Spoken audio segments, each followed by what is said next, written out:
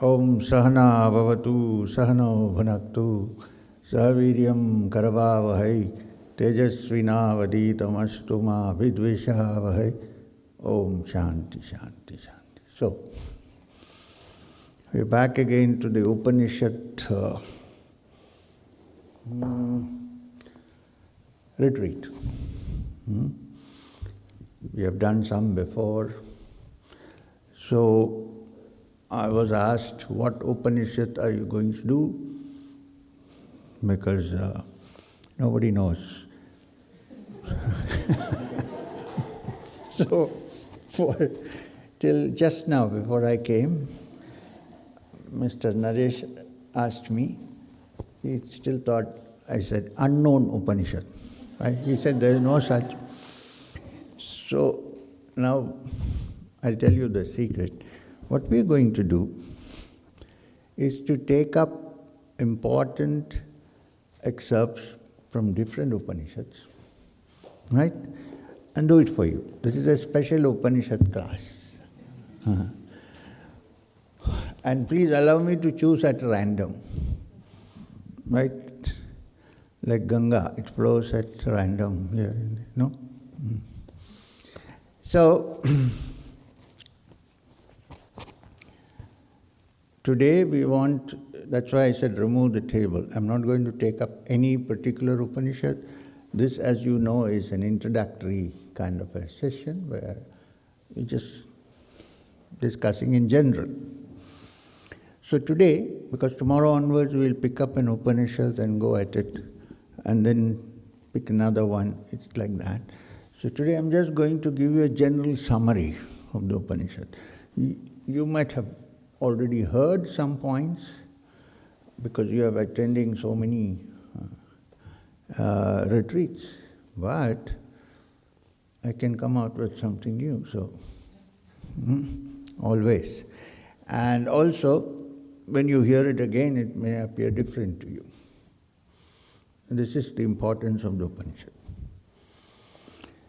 So, first, the introductory understanding of what an Upanishad is. I think many of you know that there are 4 Vedas. In the beginning of time, before it was kind of made into, composed into, compiled into 4 parts and made a Rig Veda, Yajur Veda, Sāma Veda and Atharvana Veda. Before that,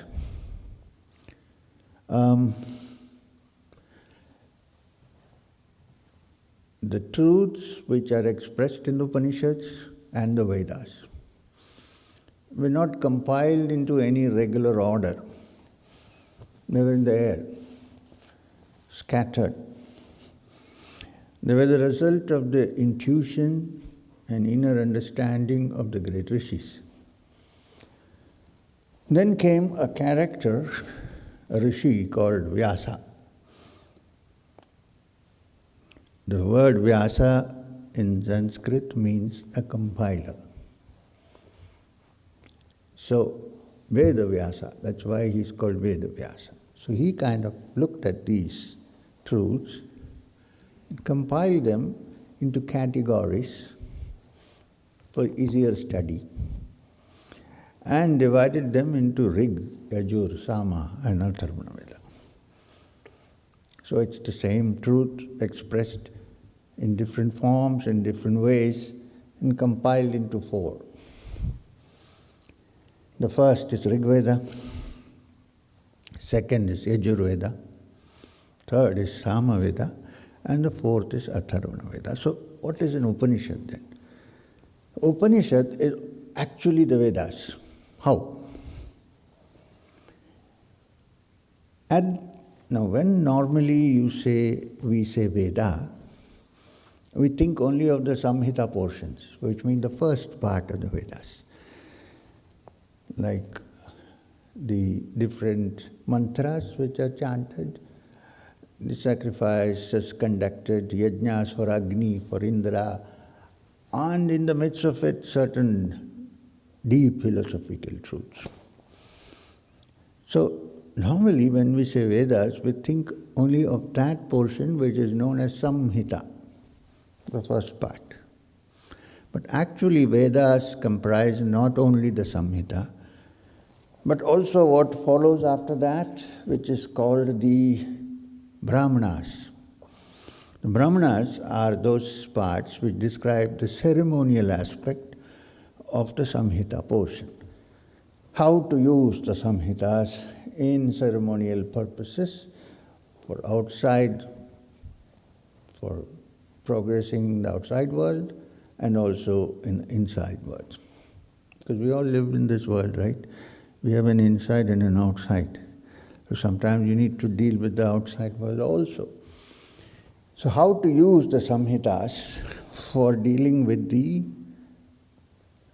ceremonies of how to use the mantras and how to perform the yajñas. These form the Brāhmaṇas. Now, the next part is what we call the Aranyakas. Now, the Aranyakas are those parts of the Vedas which were studied in the forests. And Aranya means a forest. That's why we found this nice little center in the midst of a forest-like area. Well, it's a ranch, but wooded area, plenty of oxygen, space. When you sit confined to a small room, all closed on all sides, your mind also doesn't expand. When you have white spaces, it expands. In fact, Thomas Alva Edison said that, not spiritual, but whatever, that when he was working on the electric bulb, he tried 99 times and failed. We don't know all this problem because we put on the switch and it's on. He said, and then he was working in his lab. It didn't work, so he went out for a walk. He went into the forest. He walked for some time. He looked at the sky. He was not thinking of the bulb. Then something struck him. He came running back to the lab and fixed it. The 100th attempt, you have the electric bulb. Where did that inspiration come from? From the open spaces, from the forest. So when some of you sitting here are looking out of the window, I don't blame you. You want the outdoors, right? So anyway, Aranyakas were those part of the Vedas which were intimately discussed in the forest hermitages. You can call them forest academies, if you like, of the rishis, where the teacher and the student sat together, not like this, I'm sitting too high, each other, and discuss the matter. Now, I must explain why I'm kept on this height, because many people complain from the back, they can't see, and so on and so forth. And then I have the reading to do tomorrow onwards, the Upanishad. Anyway, so this portion is what is known as the Aranyakas. Now, if you look at the literature called Aranyakas, you will find that much of them are part of the Upanishads. Upanishads are Aranyakas, some part which goes deeply into this spiritual aspect is Upanishad, some parts are called Aranyakas. There's a kind of borderless merging of the two, the Upanishad. So now, because the Upanishads occur at the end of the Vedic teachings, the Sanskrit word for end is anta. So end of the Vedas, what would you call that? Vedānta. So therefore, when you say Vedānta, it basically deals with the Upanishads, the end of the Vedas. Well, the great commentator on the Upanishads, Adi Śaṅkara, had another interpretation for that. He said, when the Upanishads are studied, there is nothing more to be understood because everything is understood. and therefore it is the end of all learning, no more requirement. Could be both, but definitely this is a more practical explanation. It comes at the end of the Vedas, therefore it is Vedanta. Okay, now we have laid the foundation of what. Now, what does the word Upanishad mean? Let's get to that. What does Upanishad mean? The word Upanishad consists of 1, 2, 3 syllables. Upa, Ani, and Shad. 2, 3 syllables. Now the word Upa needs to be looked at very carefully. It's an important thing. Upa means close together, to come close together, to move close together. In Sanskrit there is a word which we also use popularly in Hindi, Upavasa, which means going close through movement. Vasa means to go somewhere, to live somewhere, and Upa means to live close to the truth. That is the real meaning of Upavasa, not your fasting. Well, if fasting helps you to move closer, that's a different story. If it doesn't, then it means nothing. Okay? I'm not talking about the latest intermittent fasting trend, please. I'm talking about something else. And please understand that fasting is different from starving. Okay, so now Upa. Now why is it called moving closer? Because the teacher and the student sat close to each other and studied it in an intimate fashion. Upa. Also you must understand, it was also called the Rahasya, the secret, which means the essence of the Vedas. And therefore there were no loudspeakers, microphone systems, nothing. You had to sit close to each other before you can discuss matters. Right? You need not wear masks, there was no COVID around then. Sitting close to each other and discussing. There's another reason why it's called Upa, to sit close to each other. Therefore it was called Rahasya because it was not broadcast. I think it's also because when somebody understands the Upanishads deeply, then his approach to the spiritual is a no-nonsense approach. His or her, sorry. So, the Upa. Then I am deliberately leaving the word Ni and going to the last word Shad. Now Shad means,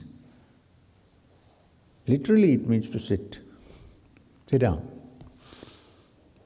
Because now we are here in the class, you're all sitting down, I know that you're sitting down, settling down to listen. When you stand up, I know that you're going out, and so it's broken. So physical sitting down, one. Mind has also to sit down. Well, you can physically sit down here for an hour, but your mind might still be taking a nice trip outside. But when you say Shad in the Upanishad, it means the physical sitting as well as the mind sitting down and listening to what is being said.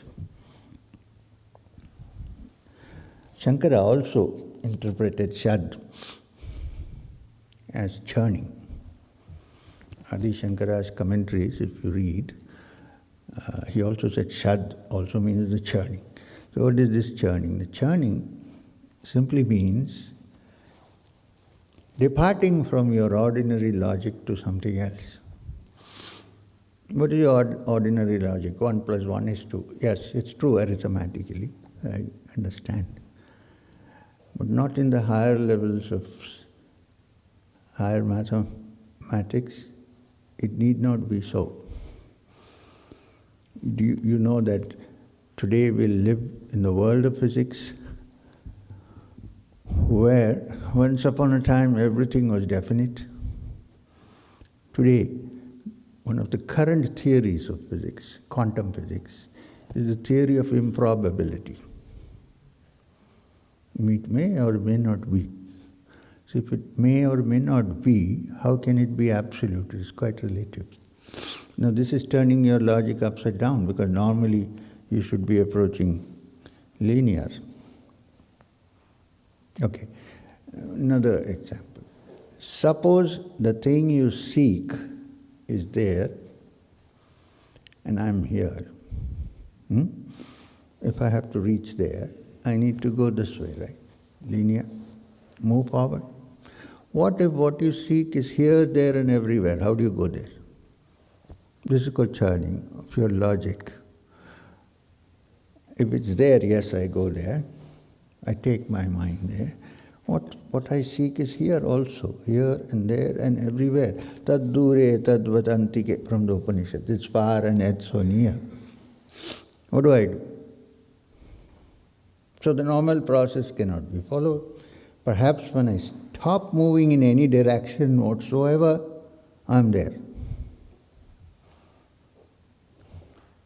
It's called churning. I mean, changing what you normally accepted as very rational needs to be shifted a bit to understand this matter. Which means you have to go beyond your ordinary mode of thought. And therefore it's a churning.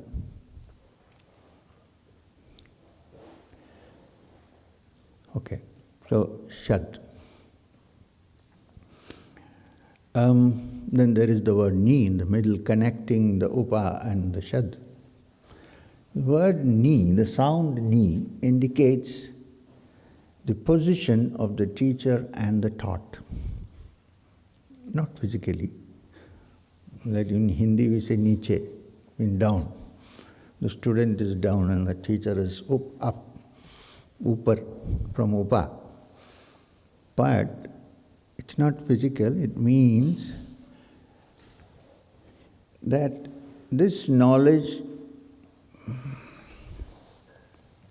then the Upanishad says, he who knows, knows not, and he who knows not, knows. Quite a conundrum. Anyway, the knowledge that, what did I say just now? I forgot.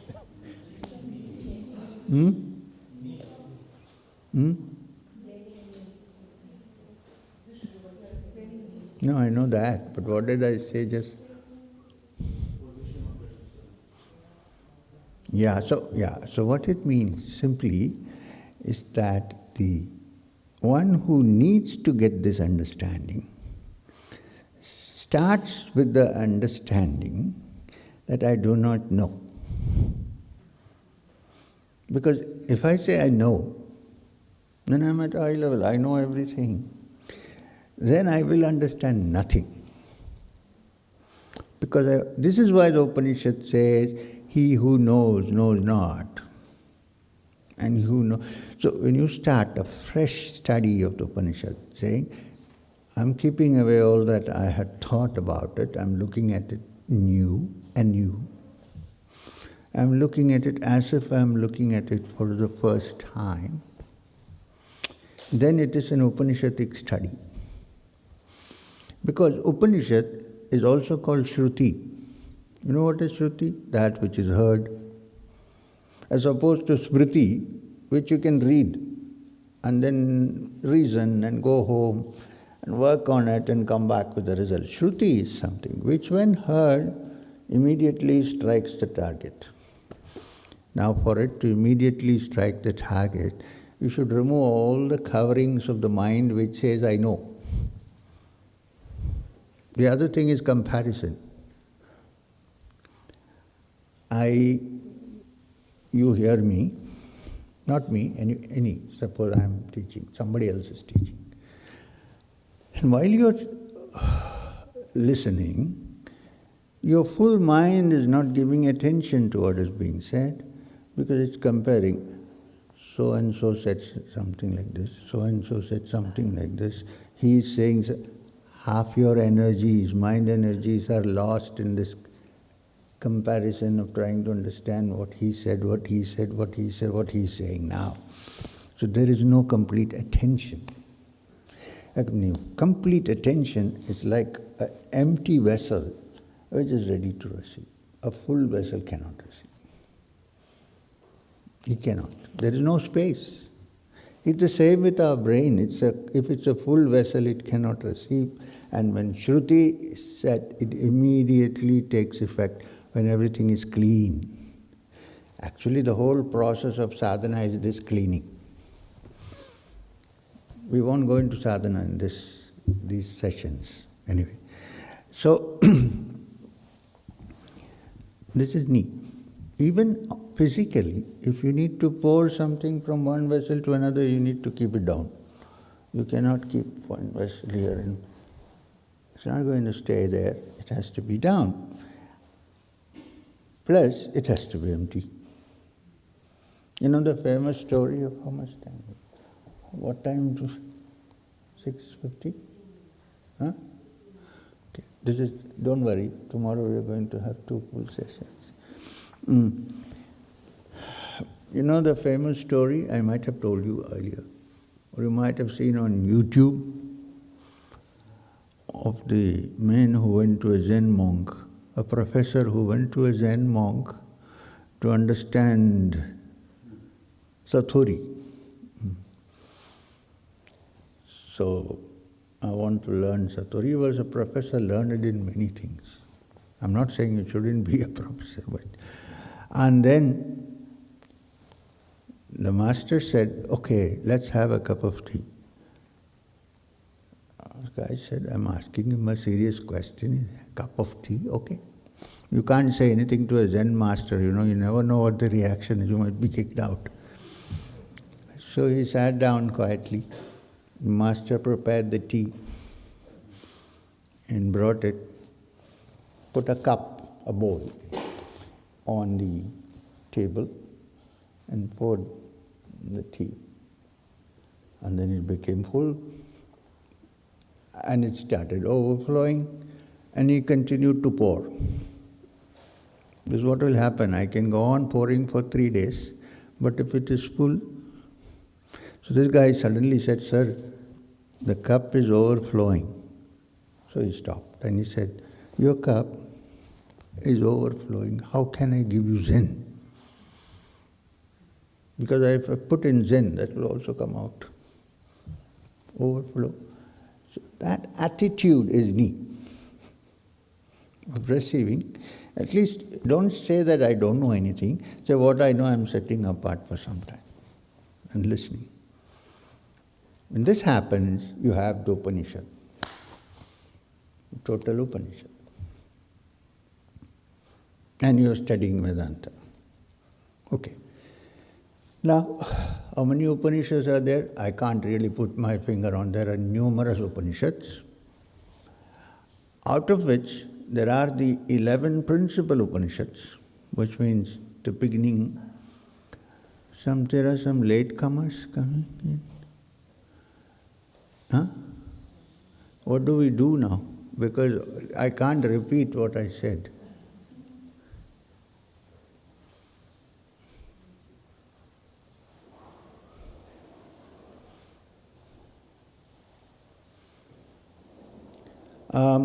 Newcomers, I'm sorry we started half an hour before, so I cannot repeat what I said. So I suggest that you discuss with our friends of what we said before, so that you can connect to what I'm going to say now. Okay? So, there are many gurus here, many. Even gurus from Moscow, don't worry. So, what did I say? Huh? 11. So there are 11 principal Upanishads. Why are they called principal Upanishads? Because they were among the first Upanishads, the earliest. the first and the earliest, and they have been commented upon by all the great acharyas. Perhaps you know that in the Indian system of philosophy or darsana, innumerable interpretations are given by different acharyas. And nobody says this is the only truth. Right? The ancient Rigveda says, Ekam Sat Vipra Bahuda Vedanti. There is only one truth. But some people may call it by different names. So, there is, of course, we know most about Adi Śaṅkara, because he was the Advaita Vedantist, whose works are most popular and so on. But there was also Rāmānuja Acharya of the Visishta Advaita, who also commented on the Upanishads. And there was Madhva, who believed only in Dvaita, who also commented on the Upanishads. And there is Vallabhacharya of the Pushti Marga, who also. Then there is also so many others. So there are many ways of looking at the same thing. So anyway, so why did I say that? No. Is my memory failing? Or am I trying to figure out if you grasp what we are trying to say? What did I say just now, before this? Your hairstyle has changed. Oh my God. All right.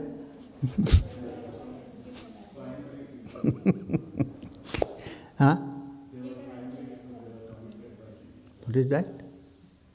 Why is it called principle? Yes. So this is why. Because it's among the earliest, it has been commented upon by different acharyas, and these are the Upanishads that generally don't speak of what to do and what not to do, but present you an understanding of what you're looking for, the truth. There are other Upanishads. There are the minor Upanishads, and there are the Yoga Upaniṣads, which are more than 22. If you see any yogic practice which came later, including Patanjali, which came later, or any of the Yoga Pradipika or anything that you know of, and the teachings of the Natha Sampradaya, for instance, you will find the beginning of it already there in the Yoga Upaniṣads. Okay? We practice in Kriya something called Hamsa. There is a Yoga Upanishad which is called Hamso Upanishad. You may not find the exact technique, but it is there, discussed. So you'll find it in the Yoga. So these are the later Upanishads. Practice. The principal Upanishads talk about what we are looking for, essence of being. And of the principal Upanishads, there are, I may forget some, but major Upanishads: Ishavasya Upanishad, Māṇḍūkya Upanishad, Muṇḍaka Upanishad, Śvetāśvatara Upanishad, Praśna Upanishad, Kaṭha Upanishad. Anybody else? Keno Upanishad, Bṛhadāraṇyaka Upanishad, which we cannot do. Because if you take a Bṛhadāraṇyaka, you might do it for 1 month, because it's huge. It's called, I'll pick up some from there also. This is why I wanted to make a khichdi. Because you can't, one Upanishad, like we did some time back, Isha. I want to pick up some central parts. Bṛhadāraṇyaka Upanishad is exactly like its name. It's a big forest, Bṛhadāraṇyaka, very big forest. You might go in like a maze and not know where to come out. So, but we'll still pick up some. Like the parts where the great Yajnavalkya going to the forest, and he says, he had 2 wives. So he says, I'm settling one, but Maitri, what is your problem? Why are you? So she says, look, if you're going to the forest, I'm also coming with you. Then he explains to her certain things. In fact, one of the key things he says is, you think you love me, you actually love yourself. Anyway, so this is the Upanishad. So we are going to deal with something about each Upanishad, little bit, until we get a kind of an idea about the Upanishad. This is going to be the session from tomorrow. I will not tell you where I will start or which Upanishad, so that I won't give you time to prepare. I don't want you to come with prepared layers of mind.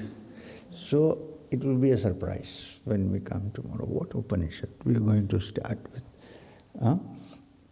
And slowly you and I will move forward. This is what we are going to do. Now, does anybody have a preference for any Upanishad? Anybody loves one particular Upanishad? No? Nobody loves Upanishads, probably.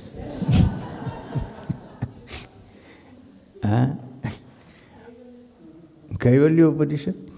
Kaivalya Upanishad is a Yoga Upanishad. It's not a principal Upanishad.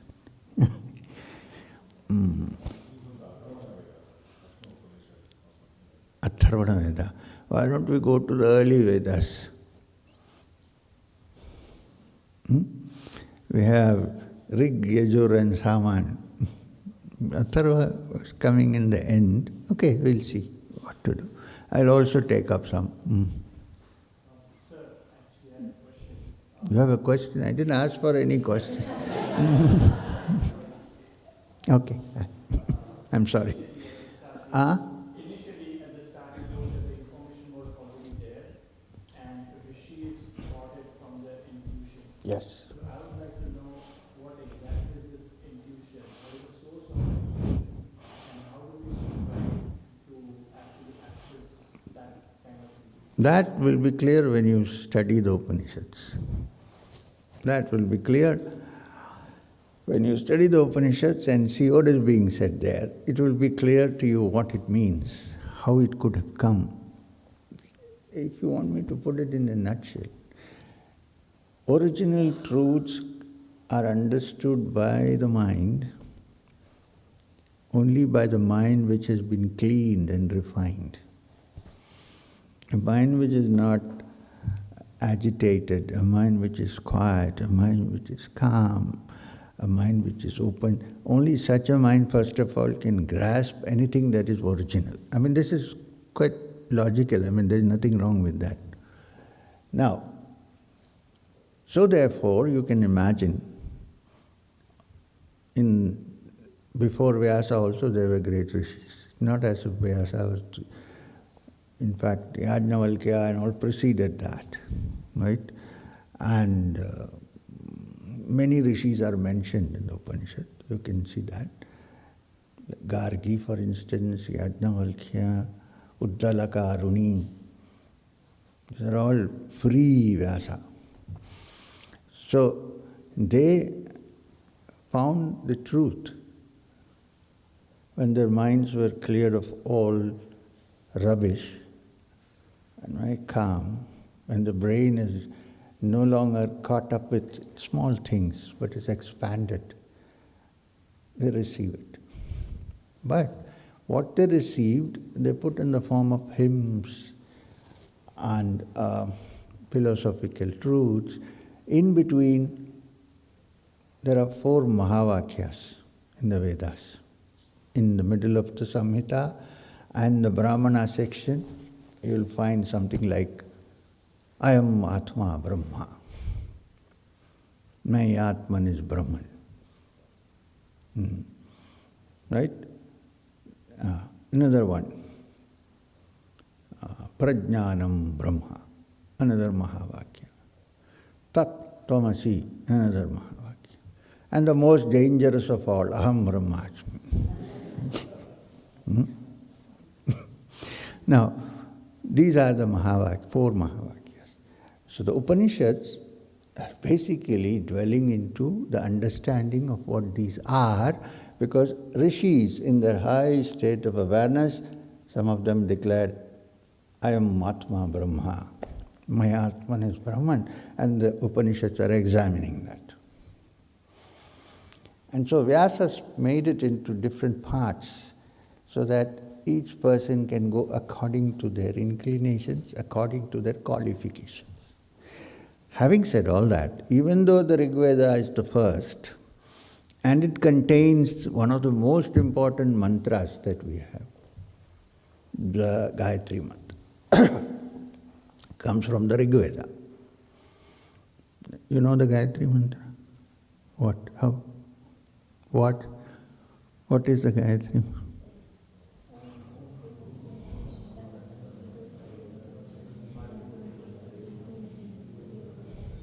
Yeah, many people know the Gayatri. Huh? So, anyway, so the Gayatri mantra, the Rishi is Viśvāmitra, friend of the universe.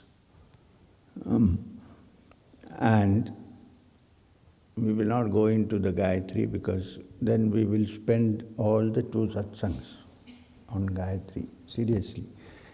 It's an important mantra, Rig Veda. But having said that, the Sāma Veda is also very important Veda. In fact, it is so important that Veda Vyāsa puts it into Krishna's mouth in the Gita when he is talking to Arjuna about his Mahimas. Among the mountains, I am the Meru. I am among the Rishis, I am Kapila. Now watch out. Kapila is not the founder of Advaita Vedanta or any of the Vedantic, Saṅkhya. Among the Rishis, I am Munis, I am Kapila, and so on. Among the immovables, I am the Himachala. When it comes to Vedas, he says, among the Vedas, I am the Sāma Veda. So Sāma Veda is important also because it is the root of all the music that you have in the world. And the music is the link between this and that. This level to that level. The link is music. And of music and sound, the most important sound discussed in the Upanishad is Om, the Pranava. So, this is how it is.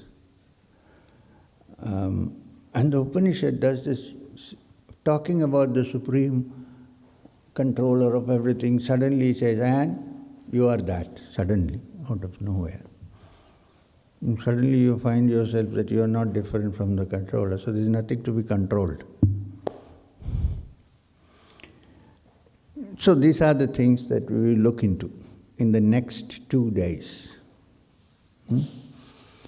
And there will be intermittent, like fasting, question-answer sessions.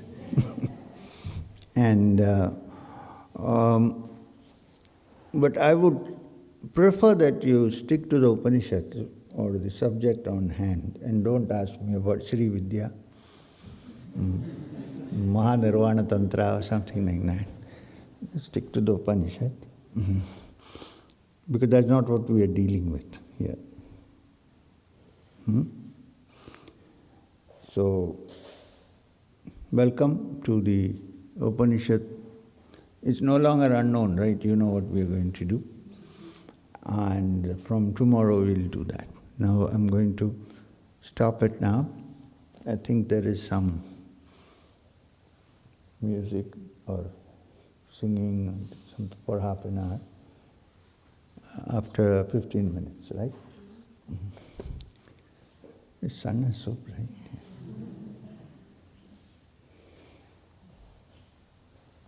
Okay, thank you.